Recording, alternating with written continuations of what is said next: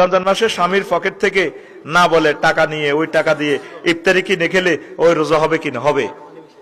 আম্মাজিরে এতটুকু চুরি করবেন, কারণ কতগুলি ফিসেসা স্বামী আছে হেতে আজাদনগর বাজারও কত রকমের খানা খায়, হাতে টুকুর করি এনে কুত্তার মতো চিবি চিবি ইস্তারের সময় যায় করি।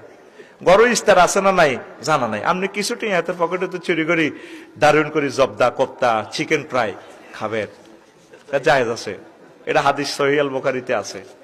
এর প্রশ্নটা করছিল হুজুরের শাশুড়ি আবু সুফিয়ান রাদিয়াল্লাহু তাআলা আনহুর ওয়াইফ, কারণের শ্বশুর তো কিপটেহা, রু তো হরানে খোঁজে, একটু গ্যারাম্যা দোয়ানে তো কিছু জিরে বিগাইতাম, দান টান বেশিয়ে লেতাম মনে চা।